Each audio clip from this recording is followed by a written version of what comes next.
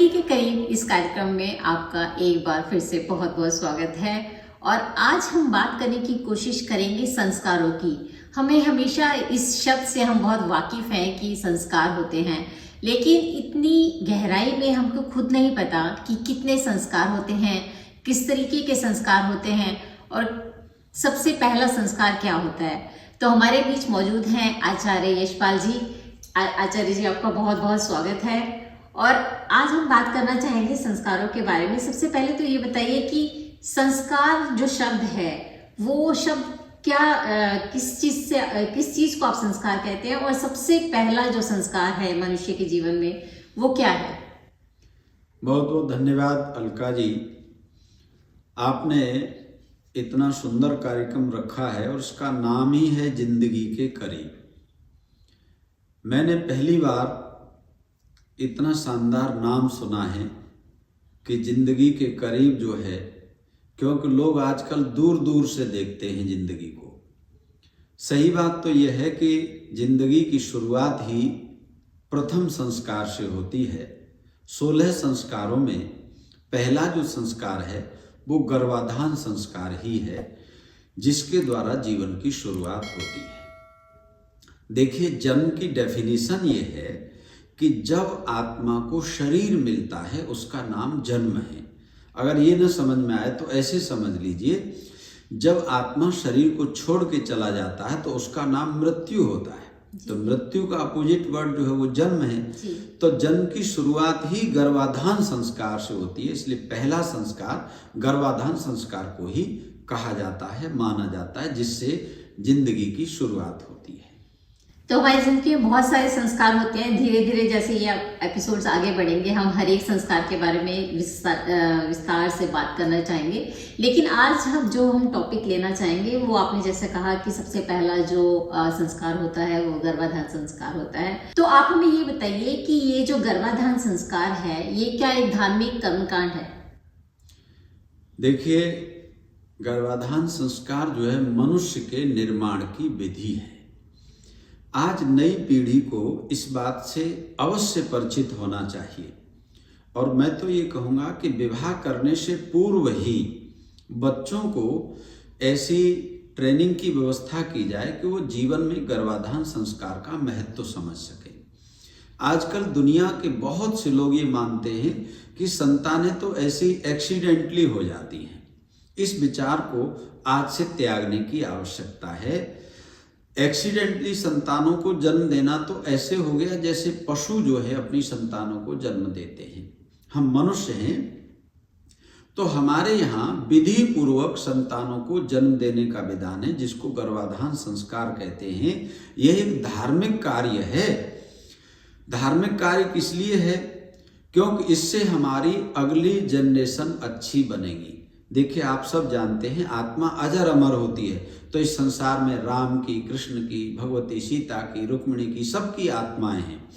तो कोई ऐसे तपस्वी माता पिता चाहिए जो अपने घर में अच्छी संतान का आह्वान करने से पहले अच्छी आत्मा को बुला सके। अच्छी आत्मा घर में आएगी, आत्मा को शरीर मिलेगा, उसी का नाम तो संतान बनेगा। इसलिए प्रथम संस्कार गर्भाधान संस्कार वह योजना है जब पति और पत्नी के मन में भाव उत्पन्न हो कि हमारे घर में कोई संतान होनी चाहिए, तो वो विधि पूर्वक नई आत्मा का आह्वान करें। और उसके कुछ नियम हैं। अगर आप समय दें तो मैं उन नियमों को आपके सामने रख सकता हूँ। हाँ, प्लीज आप थोड़ा सा बताएं उसके बारे में कि क्या नियम हमें पालन करने चाहिए। देखिए, बड़ी सामान्य सी जानकारी है। हिंदी भाषा जो संस्कृत के बिल्कुल निकट है, उसमें स्त्री के शरीर से जो 4 दिन तक रक्त निकलता है उसको मासिक धर्म कहते हैं। तो ध्यान रखना है कि उन मासिक धर्म के 4 दिनों में कभी भी पति और पत्नी को भूल करके भी एक दूसरे का साथ नहीं करना चाहिए। उन 4 दिनों को छोड़ देना चाहिए। कारण वो जो गंदा रक्त है, अगर उसमें दोनों जने एक दूसरे का साथ करेंगे तो दोनों का ही शरीर रोगी हो जाएगा। आयुर्वेद के वैद्य से आप पूछेंगे तो वो तो ये कहेगा कि उसमें जो है अगर पति और पत्नी साथ करते तो अनगिनत रोगों का जन्म होता है, दोनों का शरीर रोगी हो जाता है। फिर डॉक्टरों के पास भागते रहते हैं दवाई लेने के लिए, तो उसको छोड़ देना है 4 दिनों को। और इसके अलावा 4 तिथियां और हैं अमावस्या, पूर्णमासी, और इन दोनों से पहले एक तिथि होती है चतुर्दशी, जो अमावस्या से पहले भी आएगी और पूर्णिमा से पहले भी आएगी, और एक तिथि होती अष्टमी। तो कुल मिला के 4 तिथियां हुई, अष्टमी, अमावस्या, पूर्णमासी और चतुर्दशी। इन 4 तिथियों का निषेध है। इनमें भी नई आत्मा को घर में नहीं बुलाना चाहिए। नई आत्मा का मतलब बच्चे को जन्म नहीं देना चाहिए, उसकी प्रक्रिया शुरू नहीं करनी चाहिए। कारण समुद्र में जो ज्वार भाटा आता है वो अमावस्या पूर्णमासी को ही आता है। हमें पता नहीं लगता, हमारा ये जीवन सूर्य और चंद्रमा की किरणों के सहयोग से चल रहा है।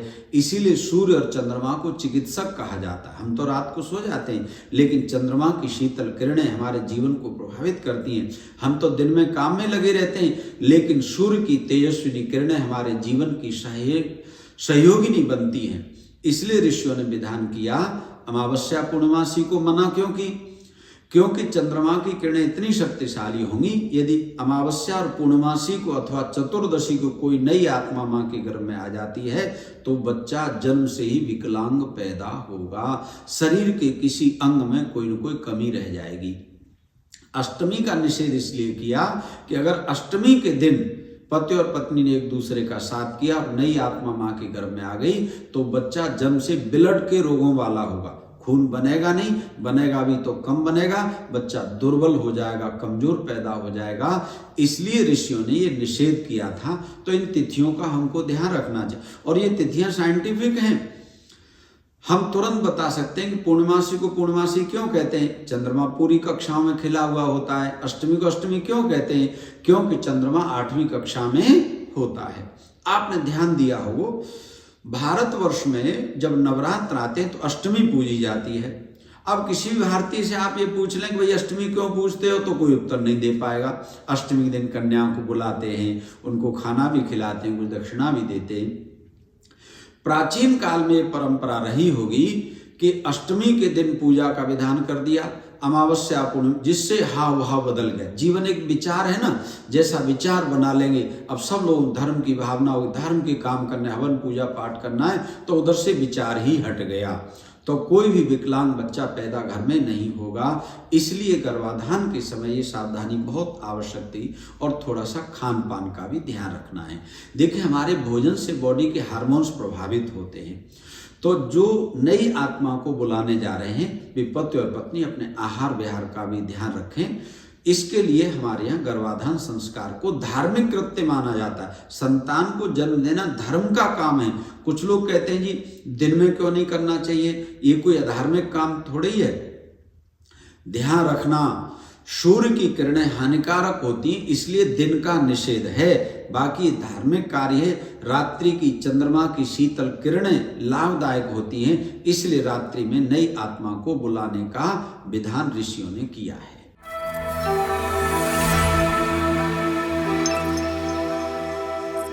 आप ये बताइए कि इसमें जो मानसिक और जो भावनात्मक रूप है वो किस प्रकार से अपना रोल अदा करता है? देखिए, जीन्स के साथ सब कुछ जाता है, केवल शरीर ही नहीं जाता, माता पिता के भाव विचार भी उसके साथ में जाते हैं।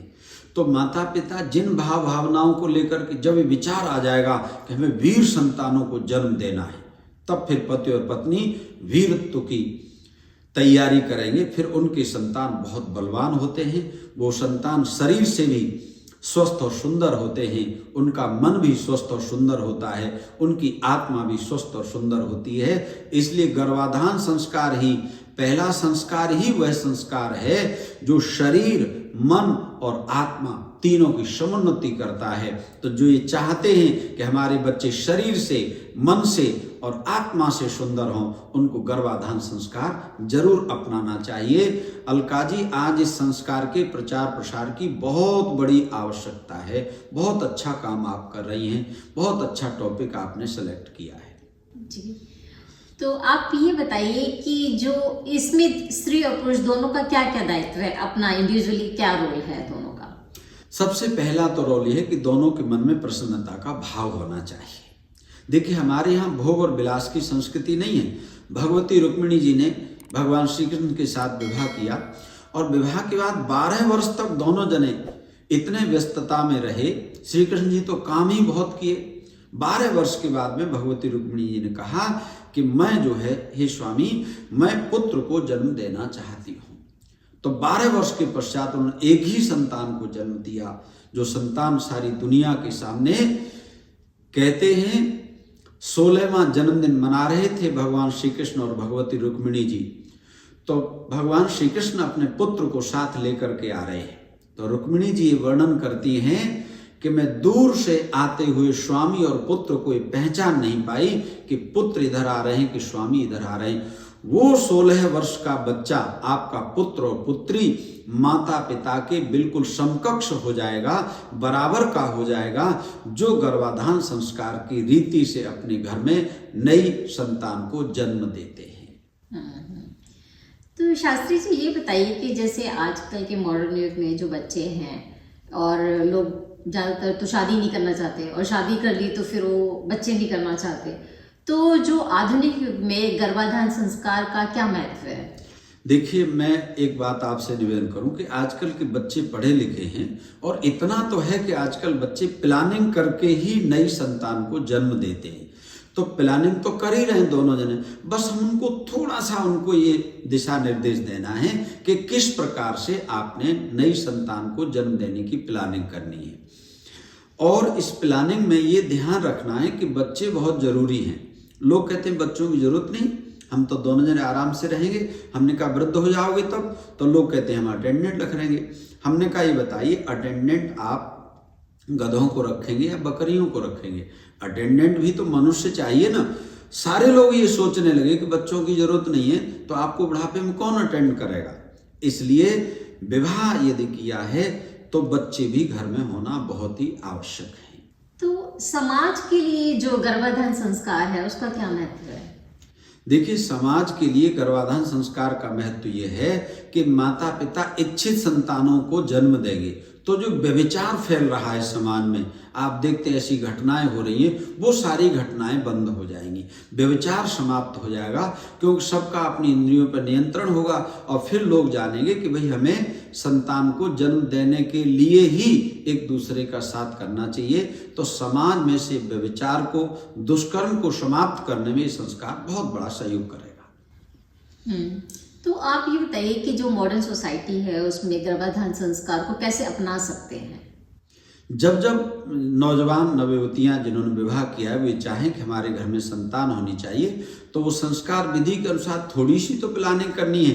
प्रातःकाल यज्ञ करना है और रात्रि के कुछ पहर बीतने के बाद में शाम के समय हल्का भोजन करें वो, और रात्रि के पहले दूसरे पहर को बीतने के बाद में फिर नई आत्मा के आह्वान की तैयारी करें, तो उनके घर में अच्छी संतानें निश्चित रूप से आएंगी, इसमें कोई संदेह नहीं होना चाहिए। शास्त्री जी, आपने बहुत अच्छे से इतने विस्तार से हमें सब कुछ समझाया। जाते जाते एक और प्रश्न मैं आपसे करना चाहूंगी कि जो गर्भाधान संस्कार है वो हमें क्या सिखाता है? देखिए, गर्भाधान संस्कार से हमें एक तो शिक्षा ये मिलती है कि अनचाही संतानें हमारे घर में नहीं आएंगी, क्योंकि ये भी बहुत बड़ा समाज में हानि करने का कार्य हो रहा है। कई बार जो अनचाही संतानें माँ के गर्भ में आ जाती हैं और हम फिर उनके गर्भपात के लिए जाते हैं, तो हजारों माताओं की मृत्यु हो जाती है, क्योंकि सब जगह ट्रेंड डॉक्टर तो मिलते नहीं, और ऐसे काम फिर लोग थोड़ा सा बच के ही कराते हैं समाज से। तो उसमें कई बार माताओं को अपनी जिंदगी भी खोनी पड़ती है। इसलिए गर्भाधान संस्कार चलन में आ जाएगा तो अनचाही संतानों का हमारे बीच में प्रादुर्भाव नहीं होगा, और समाज को कहीं न कहीं हम सुख पहुंचाने में सहयोग कर पाएंगे।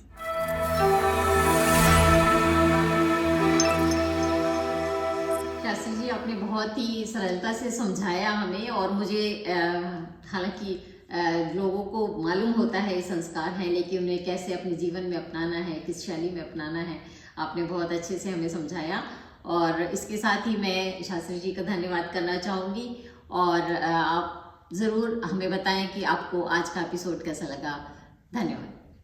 बहुत धन्यवाद अलका जी, आपने अनगिनत बहनों की जिंदगी समझ ली, इस संस्कार को जान करके बचा ली है। नई पीढ़ी की युवतियां इसको सुनेंगी तो निश्चित रूप से उनको लाभ मिलेगा। असली धन्यवाद तो आपका है।